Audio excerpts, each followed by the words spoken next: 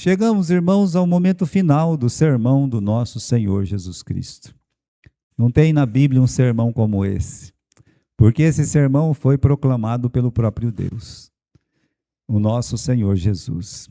Então, olha o momento que ele faz o sermão, o momento que ele está mais famoso, o momento do ministério dele que as pessoas estão correndo atrás, o momento que ele já escolheu os 12 apóstolos, mas também é um momento que as pessoas elas têm que saber o que exatamente Deus quer de suas vidas. É muito fácil aparecer uma pessoa como apareceu o nosso Senhor Jesus Cristo e de repente fazer alguns milagres, alguns sinais e a multidão corre atrás. Estou seguindo, você está seguindo o quê? Eu estou seguindo alguma coisa, eu estou seguindo alguém. Então, meus irmãos, Jesus não queria que eles seguissem alguma coisa ou seguisse alguém. Por isso, ele faz um sermão, onde ele expõe a vontade de Deus para a vida do verdadeiro cristão. Um sermão que se preze, ele tem algumas partes, pelo menos 4. E a primeira parte é a introdução, e você vê Jesus fazendo a introdução no Sermão da Montanha. Bem-aventurados, bem-aventurados que sofrem, bem-aventurados que choram, bem-aventurados quando vos perseguirem. Não é assim? Então ele faz uma linda introdução dizendo, olha, felizes aqueles que sofrem pela causa do meu nome. Né? Então, isso aí é a introdução. Mas um sermão, o pastor que está fazendo, ele tem que explicar o que ele quer dizer. Né? Então, quando você abre a palavra, aqui no capítulo 5, se você voltar no capítulo 5, versículo 20, Jesus diz assim, eu vos digo, se a vossa justiça não exceder a dos escribas e fariseus, de modo entrarão no reino dos céus. Então essa é a ideia mãe da mensagem dele. Isso aqui é o tema da mensagem do Sermão da Montanha. O que Jesus quer ensinar no capítulo 5, 6 e 7? Ele quer ensinar que você não está indo para uma sinagoga, você não está indo para uma mesquita, você não está indo lá para fazer alguns ritos, você não está indo num culto para poder ter ódio das pessoas, como as pessoas ensinam numa mesquita. Você está indo a Cristo. Quando nós vamos à casa de Deus, nós não vamos a um lugar, nós vamos a uma pessoa. Então Jesus está dizendo assim, olha, o cristão, ele não pode ter o nível de um discípulo de Moisés que guarda a lei, um sabatista, não, Também, meus irmãos, não pode ter o nível aí dessas pessoas que por causa da roupa, Não, ele está dizendo isso. Ele está dizendo que se a vossa justiça, ou seja, se a vida espiritual não for melhor de um escriba e um fariseu, então, de modo nenhum, entrarei no reino dos céus.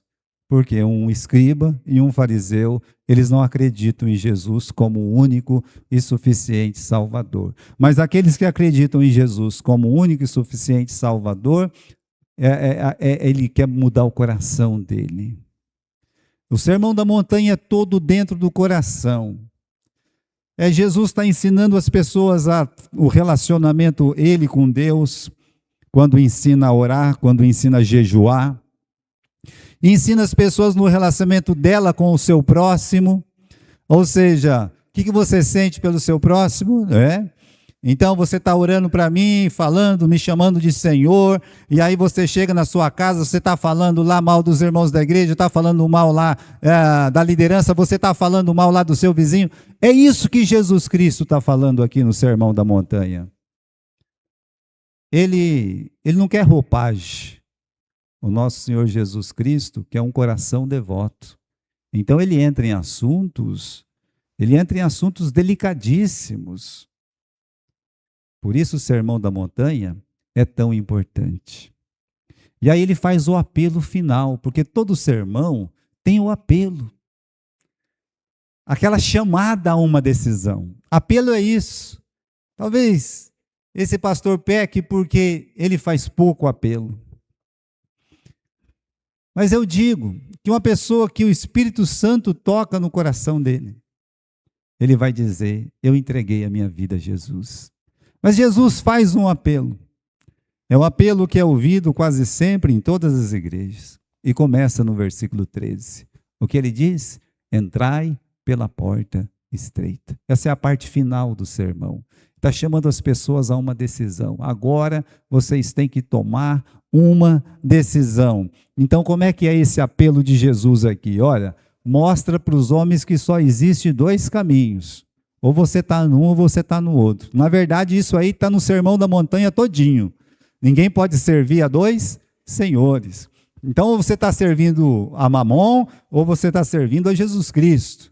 A mesma coisa dos dois caminhos, das duas portas, das duas casas que nós vamos ver aqui no final.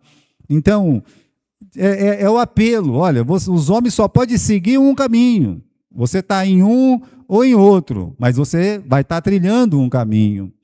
Depois, meus irmãos, no seu apelo, ele alerta que é possível viver uma vida cristã de forma falsa. Então, a vida cristã, a religião falsa, tem promotores e tem atores. Ele trata isso no final da sua mensagem. Ele condena os promotores e ele faz o quê? Ele condena os atores da falsa religião. E por fim, então, ele fala dessas duas casas, da construção espiritual, do nosso dever de saber onde eu estou construindo a minha vida espiritual. Então vamos começar do começo aí de Jesus no versículo 13. O apelo ele começa com o quê? Com o convite. Vamos olhar o versículo 13 do capítulo 7 do livro de Mateus, que diz assim: entrai pela porta estreita. Veja, irmãos, que é um convite, mas mais do que um convite, é um chamado. É um chamado à decisão: entrai pela porta estreita. Mas pastor, por que eu tenho que entrar por uma porta? Porque a porta para o céu foi fechada por conta do pecado. Lembra, quando Adão e Eva pecou, Deus colocou o quê? Na porta do jardim. Colocou o quê? Colocou 2 querubins com espadas flamejantes, dizendo: aqui Adão, aqui Eva, você não pode entrar mais. Não, por quê? Porque vocês pecaram. Então aqui, meus irmãos, essa porta que ele está falando, entrai pela porta estreita. Essa porta estreita é a porta da graça que Jesus Cristo abriu com o seu sangue, como ensina o livro de Hebreus. Então essa porta que é ele próprio, que ele diz que é ele próprio. Jesus disse: eu sou a porta, quem entrar por mim, salvar-se-á. Então aqui você entende, que porta estreita é essa que ele está falando? Entre pela porta estreita. É um chamado, meus irmãos. É como ele disse lá no capítulo 11 de Mateus: vinde a mim. Então quando ele fala aqui de uma forma diferente, é o mesmo som, é o mesmo sentido. Ele está dizendo: entre pela porta estreita, ou seja, venha a Jesus Cristo. E por que essa porta tem esse nome assim de estreita, né? Esse título, porta estreita. Estreito no sentido de dificuldade. E quanto mais você estuda a palavra de Deus, você entende a verdade sobre a porta estreita. Porque quando você toma uma decisão por Cristo, você o fará em arrependimento dos seus pecados. É o primeiro passo. Parece ser fácil se arrepender dos pecados, não é? Mas não é. Se fosse, todas as pessoas estavam lá. É fácil ter remorso pelo pecado, mas não arrependimento pelo pecado, a mudança. Então, irmãos, ele está chamando aqui de porta estreita pelo arrependimento, de porta estreita porque há uma transformação, o abandono do pecado, e mais ainda, como ele chama no sermão inteiro, e no final, aqui no capítulo 7, dá uma olhadinha no versículo 24, todo aquele que escuta as minhas palavras e as pratica. Então aí está o grau da estreiteza e dificuldade. Quando ele fala entrai pela porta estreita, ele está dizendo: olha, esse caminho aí, essa porta, é um caminho muito dificultoso. E as pessoas, meus irmãos, que têm Cristo como Salvador, que já fizeram a decisão, sabem que o caminho é estreito, que é um caminho difícil. Quando Jesus diz lá no capítulo 16, 14, né, de João, no mundo tereis aflições. Anos depois, Paulo funda as igrejas da Galácia, e quando ele retorna para ver as igrejas, a palavra de Deus diz que ele disse assim: olha, importa que por muitas tribulações entremos no reino de Deus. Isso é o sentido de estreito. A batalha que você tem para poder chegar a Cristo, mas mais do que isso, a batalha que você tem de sair daquele caminho largo e vir para esse caminho estreito e entender que, olha, é luta, é batalha. Então, irmãos, entrai pela porta estreita. Por quê? Porque você olha no versículo 14, a explicação: estreita é a porta e apertado o caminho que leva à vida, por mais estreito que seja. Como Jesus disse, eu sou a porta. Essa porta é estreita, é verdade, mas cabe todo mundo. Todo mundo pode passar por ela. Quando Jesus chama, ele não chama alguns. Quando Jesus chama, ele não limita o número de pessoas chamadas. Pelo contrário, quando ele chama, ele diz: vinde a mim, todos. Todos são todos, sem exceção. Mas como a própria palavra de Deus diz, muitos são chamados, mas poucos os escolhidos. Mas muitos são chamados. As pessoas que estão aqui, todas são chamadas ao arrependimento. Todas são chamadas para vir a essa porta estreita e trilhar o caminho estreito, apertado, que conduz à vida. Olha, esse caminho é estreito, mas ele conduz à vida eterna. É engraçado que até na vida é assim. Quando você está naquela luta, quando você está em dificuldade, quando você está em batalhas, como você dá valor nas coisas que você tem, que você faz. A mesma coisa na vida espiritual. Agora tem uma palavra aí depois que ele diz assim, né?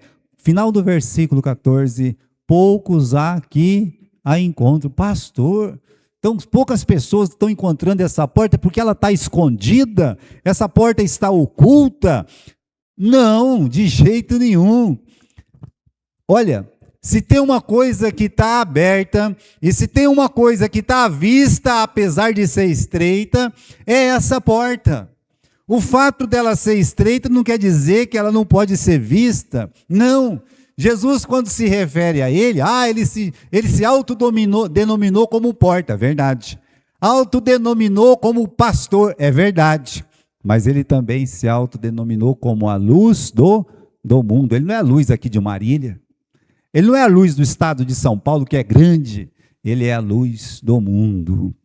Então, por que as pessoas, poucos há que aí encontram? É uma boa pergunta para ser respondida pela própria palavra de Deus, pela Bíblia. Por que poucas pessoas encontram essa porta, pastor? Jesus explica isso. Lá no Evangelho de João, no capítulo 3.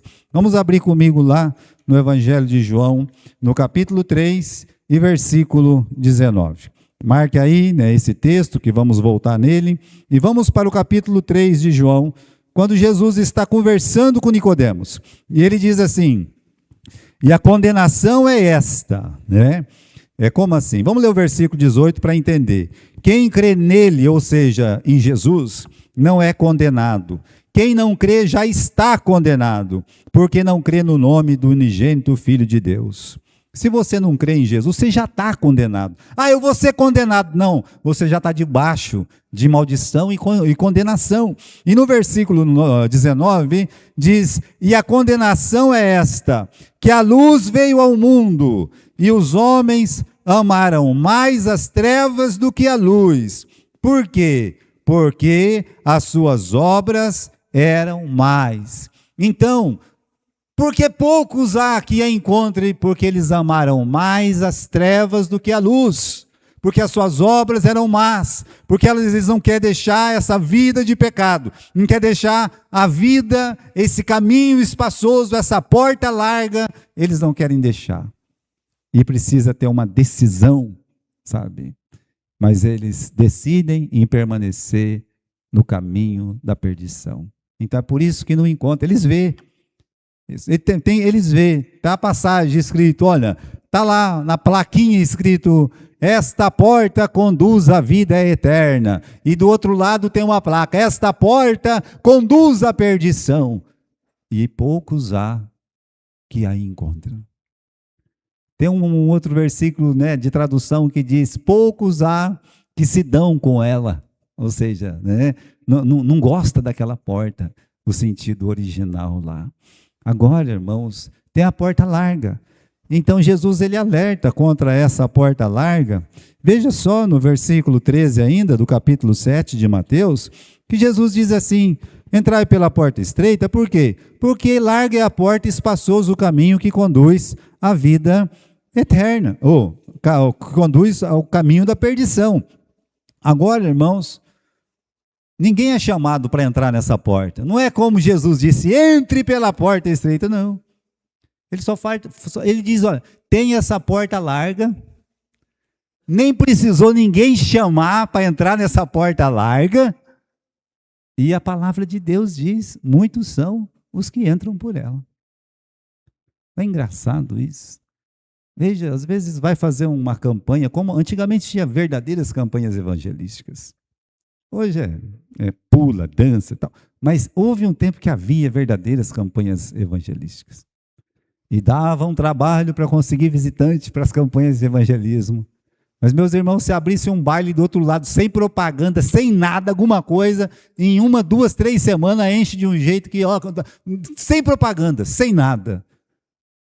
E Jesus clamando: entre pela porta estreita, mas é a porta larga, é o caminho espaçoso que se enche, que as pessoas gostam de trilhar. O caminho popular, porque diz muitos, popular porque é sem impedimentos. Irmãos, a ausência de Cristo faz com que as pessoas sigam esse curso maldito, o curso da perdição. Então, entram por esta porta. E isso é impressionante, mesmo com o sério aviso do nosso Senhor Jesus Cristo. E qual aviso? Este caminho conduz à perdição. Com uma placa dessa, como é que eu vou entrar por essa porta com uma placa dessa? As pessoas entram. Sabe, tem aquelas coisas engraçadas que eles fazem. O Silvio Santos fazia uns negócios engraçados, né? Mas eu me lembro que tinha um que é muito engraçado. Que o pessoal entrava dentro de uma caixa e estava escrito assim: não olhe, né? E aí eles ficavam gritando lá dentro daquela caixa: é 2, papá, papá, é 2. O camarada colocava a cara lá, pá! É 3, papá, papá, né? De todo mundo lá, sabe? Por que levou uma tortada na cara? É porque olhou, não era para olhar. Está escrito: não olhe. Aí ele coloca o cara lá dentro lá. Olha Jesus dizendo: não entre. Esse caminho conduz à perdição. Não entre. Veja, irmão, se tivesse uma placa escrito lá, não é? Olha, tem um abismo aí na frente, não siga esse caminho. Não, eu vou seguir, o carro é meu, as pernas são minhas. Pois é, você vai seguir e cair naquele abismo? Jesus está dizendo: muitos são os que entram por essa porta. Espaçoso é o caminho que conduz à perdição. Não falta pretendentes, perde-se a própria vida, perde-se a alma. Então, irmãos, quero ler esse versículo de Jeremias, capítulo 21 e versículo 8. Jeremias, capítulo 21 e versículo 8. Vamos ler aqui comigo. Vamos achar isso nas Escrituras. Diz assim: e a este povo dirás: assim diz o Senhor, eis que ponho diante de vós o caminho da vida e o caminho da morte. Deus está dizendo: eu coloco diante de vocês o caminho da vida e o caminho da morte. Jesus é o caminho da vida e este mundo é o caminho da morte. Qual nós vamos seguir? Então, irmãos, Jesus faz esse apelo para os seus ouvintes. Pense bem comigo, ele tem milhares de pessoas ouvindo ele naquele dia. Ele sobe naquela montanha e ele fala a vontade de Deus para a vida de um cristão. E no final, ele diz assim: vocês precisam tomar uma decisão na vida de vocês, se vocês querem me seguir. Eu sou a vida, eu sou a porta, eu sou o caminho. Não é assim que Jesus fala? Eu sou o caminho, a verdade e a vida. Quando ele se refere a essa porta, quando ele se refere a esse caminho, ele está dizendo de si mesmo. Ele está chamando as pessoas ali, ele está lá em cima daquela montanha, clamando aos seus ouvintes: vinde a mim, entre por esta porta. Agora, irmãos, existem barreiras, né? Barreiras à entrada da porta estreita. Primeiro, barreiras postas por falsos profetas. Depois, barreiras postas pelo próprio homem, que é o falso cristianismo. Jesus ele fala rapidamente das duas.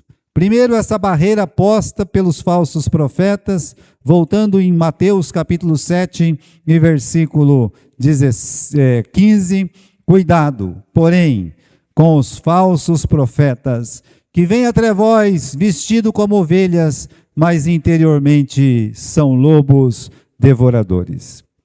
Nada impede tantas pessoas de entrar pela porta estreita do que a falsa religião. É incrível isso. Quantos cristãos de verdade tem nesse mundo? Quantos cristãos nominais tem neste mundo? Quantos cristãos pode olhar e dizer assim: eu sou salvo pela graça de Deus. Eu mereço o inferno, mas entreguei a minha vida a Jesus. Hoje sou salvo pela graça de Deus. Quantos cristãos? Quantos cristãos, se você chegar nele e dizer assim: se você morrer agora, meu filho, você vai para onde? Ah, não sei não. Não faz muito tempo eu fiz essa pergunta evangelística. Há mais de uma década dentro da igreja. Se você morresse agora, você iria para onde? Ah, pastor, só Deus sabe essas coisas. Eu disse: você nunca leu o 1 João capítulo 5, versículo 13?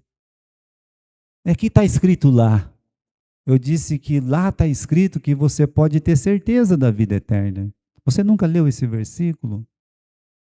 Pode ser que existem muitos cristãos verdadeiros que não foram orientados sobre a certeza da salvação. Mas a verdade é que o falso profetismo, a gente pensa que é só aqueles profetas de Baal que ficam se cortando. Não, não. Jesus não diz que é isso. Jesus diz que são lobos com peles de ovelhas. Está dizendo, meus irmãos, que por dentro eles são lobos devoradores.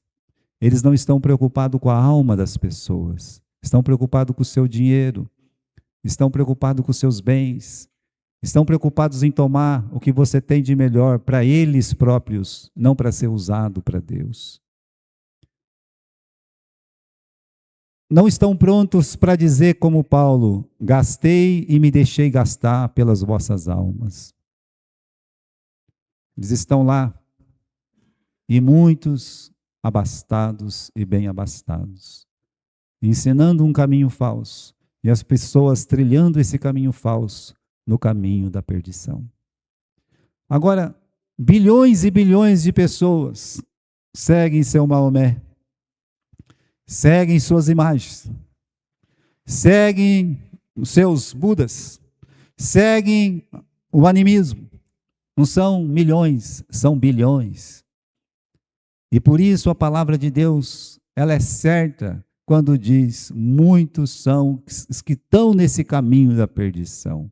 Mas o caminho da perdição sempre tem os promotores, que são os falsos profetas. Toda religião falsa tem o seu promotor.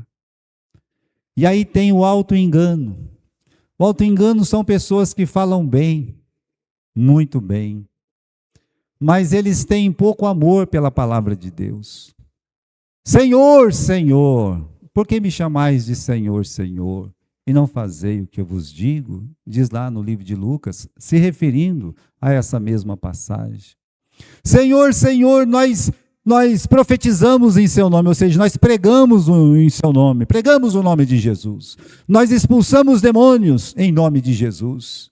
E nós fizemos milagres em nome de Jesus.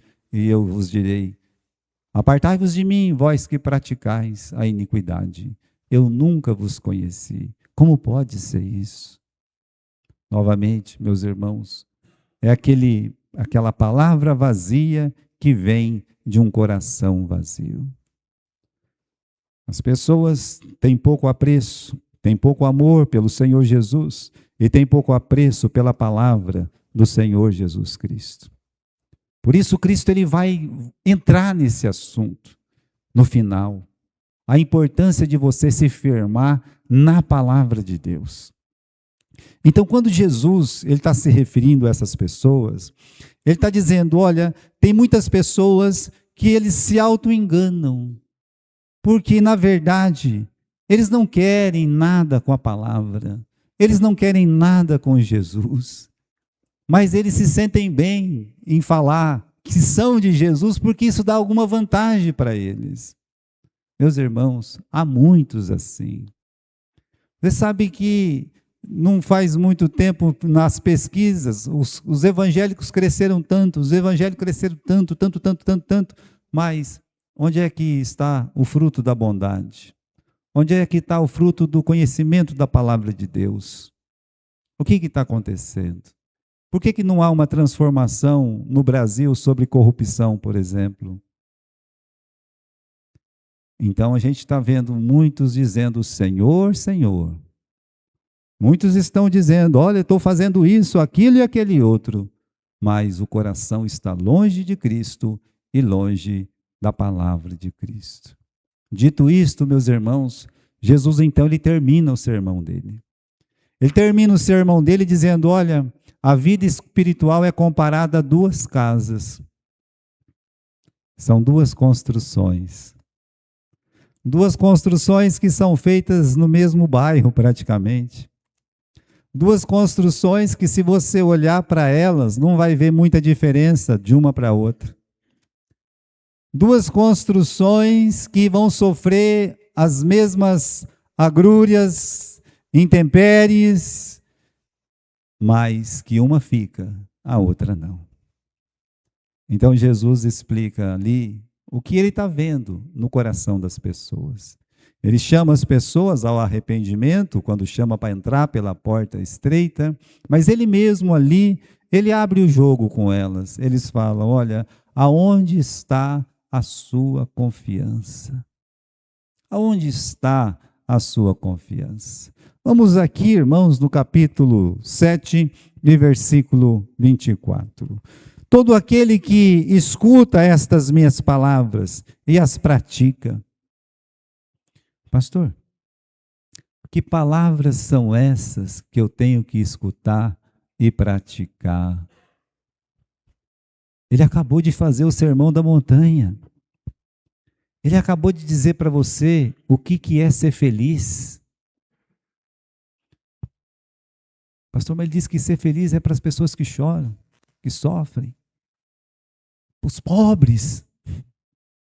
Pois é, você escuta essa palavra, crê nessa palavra e pratica essa palavra.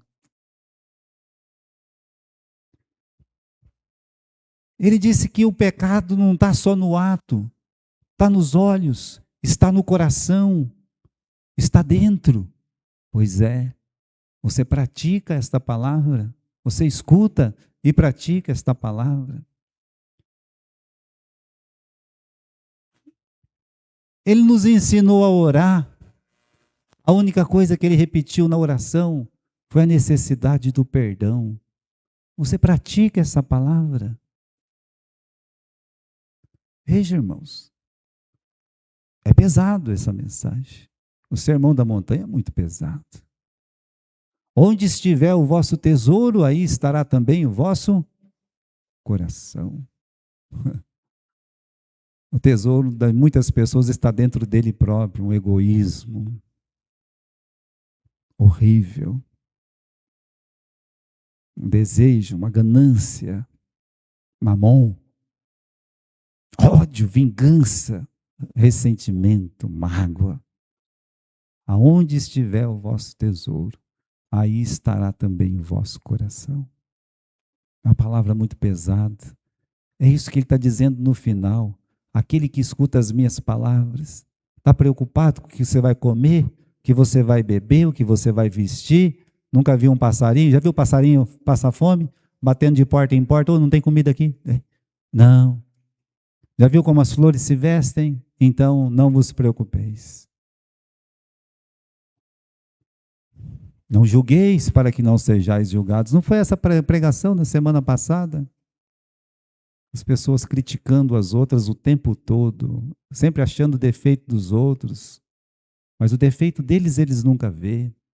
Sempre achando o defeito de um filho de alguém, mas o filho dele é, nossa, santo, puxa vida, como os meus são bons. Não julgueis para que não sejais julgados. Com a medida que vos medirdes, vos medirão. Por que reparas tu no olho do teu irmão, o cisco que está lá, e não vê a trave que está no seu? Eu disse a semana passada que Deus, quando começamos a julgar alguém, Ele nos dá duas coisas. Primeiro, o quê? Uma balança. Estão lembrados? Para você pesar você mesmo. Com a medida que medirdes, vos medirão. Será que você pode dizer, olha, fui pesado e não fui achado em falta? Quem foi achado em falta é aquele fulano lá, aquele irmão lá, eu não. Né? Deus dá uma balança para você. Mas não é só uma balança, Deus dá um espelho para você. Por isso, meus irmãos, é pesado o Sermão da Montanha. No capítulo 7, no versículo 24, então aquele que escuta as minhas palavras e as pratica, então é a prática do Sermão da Montanha mesmo. É ter uma justiça melhor do que a dos escribas e fariseus. Religião para eles era guardar o sábado. Religião para eles era ser circuncidado. Religião para eles era saber alguns versículos decorados da Bíblia. Religião para eles era ir na sinagoga, fazer oração nas praças, não comer carne de porco. Aí Jesus vem, até em festinha Jesus ia, almoçando e jantando na casa dos publicanos e pecadores. Por isso, tanto ódio por Jesus. Veja, irmãos. Então ele disse, eu vou falar essa história. Aquele que escuta minhas palavras e a pratica, eu vou assemelhar ele a todo o quê? Ao homem que edificou a sua casa sobre a rocha. E desceu a chuva, e correram os rios, assopraram os ventos, e combateram contra aquela casa, e não caiu, porque ela estava edificada sobre a rocha. Uma construção para a eternidade. Jesus está falando de duas construções. Dois homens estão construindo aqui. Esse aqui, irmãos, segundo o livro de Lucas, a Bíblia diz que ele foi e ele cavou, vírgula, e cavou fundo, na rocha. Agora você imagine bem, lá no Jardim Morumbi, para fazer aqueles buracos, para colocar aquela cerca lá, aquele alambrado. O irmão que fez isso, pobre irmão, saiu com as mãos toda machucadas. Era a pedra que batia, fazia pá, pé. Eu me lembro também, quando a gente foi fazer uns buracos, para fazer o alicerce da casa do irmão Flávio. Está lembrado disso, irmão Flávio? Eu estava lá também. Pois é. Dava para fazer buraco lá, Flávio? Não dava. O fez o mínimo possível e o máximo que podia. Era rocha pura. Pode cair muita casa aqui nessa Marília, mas aquela lá eu sei que vai ficar de pé. Deixa eu dizer, não é fácil. A construção espiritual não é fácil. Você tirar o que não presta para colocar o que é firme, que é forte, dá trabalho. Construir uma vida espiritual sobre a rocha dá trabalho. Querer servir a Jesus Cristo é trabalhoso, sim. Então, ele está dizendo, e cavou fundo. Esse homem queria conhecer mais de Deus, mais de Cristo, mais da palavra de Deus, da vontade de Deus. E a Bíblia diz que o outro não. O outro também fez uma casa, no versículo 26. Aquele que ouve as minhas palavras e não cumpre, compará-lo-ei ao homem insensato, que edificou a sua casa sobre a areia. Tudo era fácil. Uma vida espiritual fácil. Aqui pode-se tudo. Não. Aqui a gente nem lê muito a Bíblia. Agora está com essa moda, né? Canta-se 2 horas, lê-se 15 minutos, prega-se 5. E aí, a pessoa fala, o que vale é a importância, né? Não, as pessoas não aprendem versículos bíblicos assim, não aprendem a palavra de Deus assim. No tempo de Neemias, eles ficaram lá horas e horas de pé ouvindo a palavra de Deus, para que a palavra fosse lida, crida, entendida e crida. E Jesus levou, acho que um dia quase todo falando desse sermão, e ninguém foi embora. Jesus não tinha problema com o horário na hora de pregar a palavra de Deus. Mas esse aqui, o negócio dele é rápido. Né? O negócio que não tem com rocha, não. Não gosta de coisa muito difícil, não. Né? O negócio aqui é, né? E já foi, e já começou a construir a casa dele de qualquer jeito mesmo. Bem, irmãos, você nota que Jesus não fala da aparência da casa? Se a casa estava lá bonitinha, a outra é mais bonita que aquela. Não, não, Jesus não fala nada disso. Sabe por quê? Porque Jesus não está muito preocupado com essa questão exterior, sabe? Que falseia muito a verdade. Mas tem uma coisa que ele diz. Chega um tempo que as 2 casas passam pelo mesmo problema. A enchente veio. Há uma enchente de problema, há uma enchente de coisas ruins, há uma enchente de mundanismo que dá na vida de uma pessoa que quer servir a Deus. É somente ela colocar o pé na estrada para servir a Deus, começam muitas provações. Enchentes e mais enchentes. Parece que o mundo quer tragá-la de uma forma assim, a buscá-la incansavelmente. Aliás, Satanás não está preocupado com os que estão no caminho da perdição. Ele está preocupado com aqueles que estão no caminho apertado. Se depender dele, vai ficar mais apertado ainda. Ele gasta o tempo dele ali, porque aqueles já são dele. Então, a chuva bateu e foi pesado. Vem os ventos. Ventos, meus irmãos, na Bíblia significam falsos ensinos, falsas doutrinas. É incrível como uma pessoa entrega a vida para Jesus numa igreja que prega a verdade, e logo daqui a pouco ela está fazendo o quê? Trocando a igreja que prega a palavra por igreja que não está nem aí com a palavra, que pouco ensina a palavra. Como isso é possível? Mas é o mundanismo que pega só? Não, não. Os ventos de doutrina. Veja, irmãos, o apóstolo Paulo, um missionário maravilhoso, saía, começava o trabalho do zero, sabe? Missões é isso, é você ir num lugar e começar um trabalho novo. Não é uma franquia.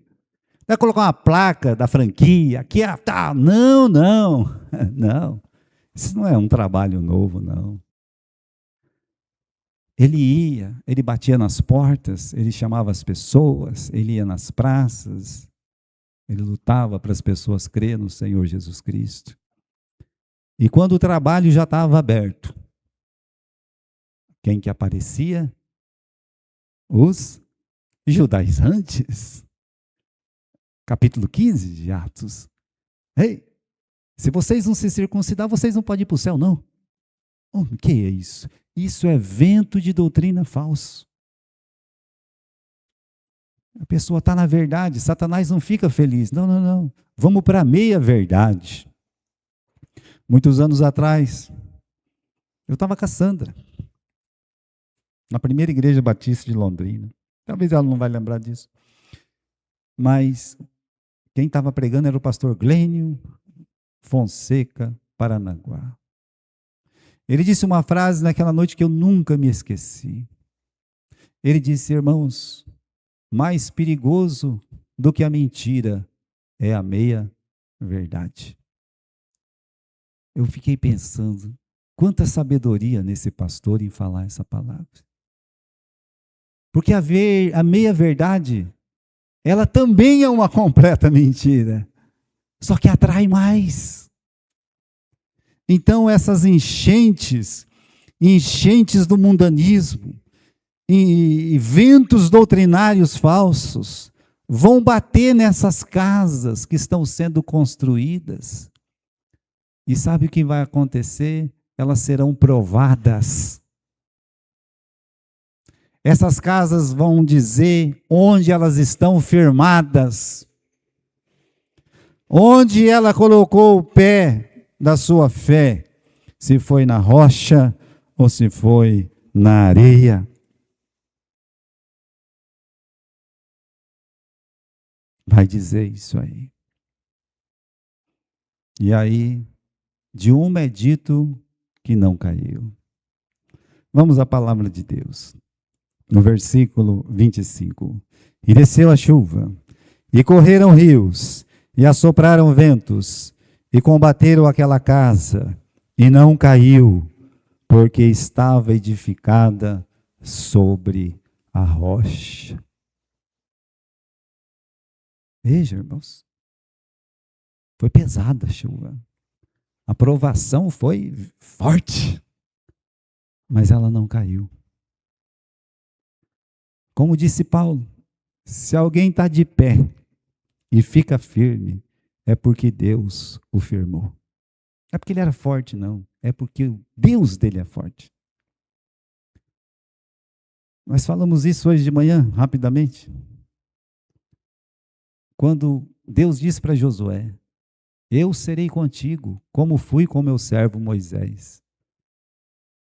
Poderia ter pegado a vara de Moisés e sair fazendo um monte de coisa. Seria mais fácil. Mas Deus olhou para ele e disse: eu sou contigo. Eu sou o Deus de Abraão, de Isaac e de Jacó. O Abraão já morreu faz 4.000 anos, o Isaac também, Jacó também. Pois é, mas eu sou. Eu não era.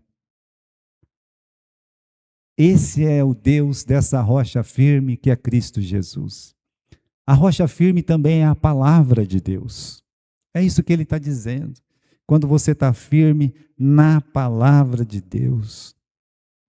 Irmãos, há muito tempo atrás, eu estava começando o seminário, 1988. Veio uma jovem, não era tão jovem, mas ela deu algumas lições espirituais. Ela só falava inglês, era traduzida.